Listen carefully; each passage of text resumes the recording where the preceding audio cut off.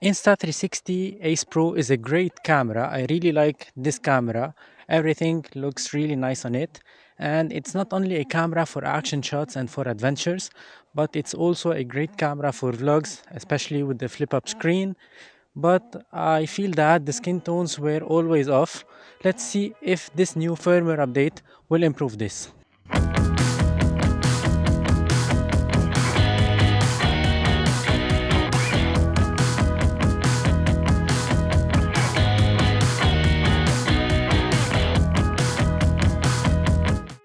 Hello everyone and welcome back to another video on my channel. I'm Photorabs.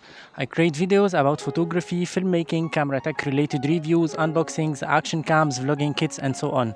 If you're interested in these topics, I highly appreciate if you go subscribe to my channel. That's a massive help. And by the way, I have lots of affiliate links in the description below. I highly appreciate if you go check them. If you are interested in any of the products that I've talked about previously on my channel, you can buy them from my affiliate links. You can save some money and you can help my channel a lot. A quick disclaimer, this video is not sponsored by Insta360. They did not pay me to do it. This is my own opinion about their skin tones on the Insta360 Ace Pro. This is a great camera. I really like it, especially with the flip up screen. And the most selling points of this camera are the AI features, of course, and the HDR. What is HDR? It's high dynamic range, and that's basically when the camera exposes for the highlights, so will not have blown highlights, and it will exposes also for the shadows. We will not have black and dark shadows. And here are the main strength of this Ace Pro: the AI features and the HDR. Although the HDR is a great feature on this camera, especially for adventurers, for action shots and so on, but for vlogs, I think that we have some color cast on the skin tones, and that's something that personally I don't like at all. And recently I had an interview with Alex Garcia, the head of partnership department at Insta360, and we discussed this topic a lot, and he told me that soon we will have a firmware update so we can adjust the HDR. We can turn it on or off at 25 and 30 frames per second, because my personal preferences for the vlog scenarios are 25 frames per second. So now soon we will be able to turn the HDR off on the vlogging scenario at 25 or 30 frames per second. And actually we cannot do this. We can, well, actually at 60 frames per second or above 30 frames per second, the HDR is off automatically. We cannot turn it on, but it's always on at 25 and 30 frames per second. But soon with the new firmware update, we will be able to enable or disable it. And then the question of why we make it mandatory HDR, like we cannot allow normal video at 30 FPS non-HDR. That's something we will update. You can expect a firmware update in January that will allow users to disable HDR at any frame rate, 30, 24, 25, you will be able to shoot a non-HDR. And that's something we plan to do it before the launch. We knew this will be a question mark of why it's not possible to disable, and we already decided to allow this option before the launch, but it needs development to allow this option. And since this firmware update is not yet available, I found a hack so I can try it and I can show to you how the images will look with the HDR on and off.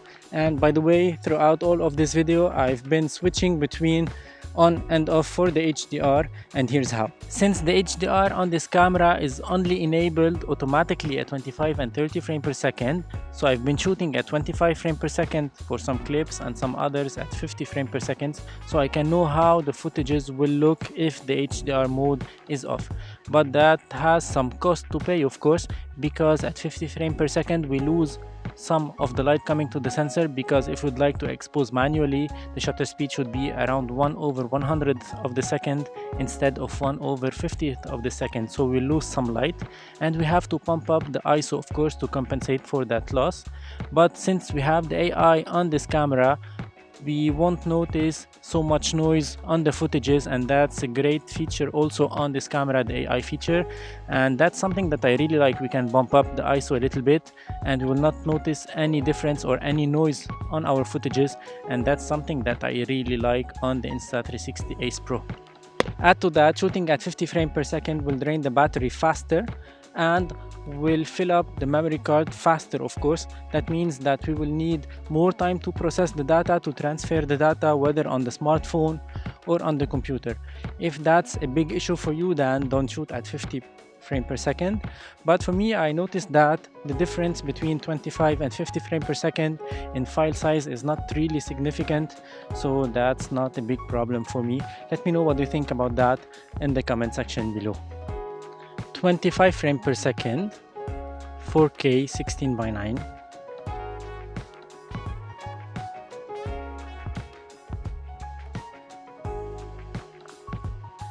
50 frames per second, 4K 16:9. Do you think there is any difference on the skin tones? Do you think there is any difference on the highlighted areas on the background and the shadow areas? Let me know your thoughts in the comment section below. And now I'll take a closer look on the skin tones at 4K 25 frames per second and 4K 50 frames per second. Skin tones 4K 25 frames per second, HDR mode on, and now I'll switch to 4K 50 frames per second. 4K 50 frames per second. Do you notice any difference on the skin tones? Let me know your thoughts in the comment section below. So that was it for today's video. I hope you enjoyed it. If so, like, comment, share and subscribe. That's a massive help. This is a quick hack how to use the HDR mode on and off on the Insta360 Ace Pro, waiting for the new firmware update from Insta360.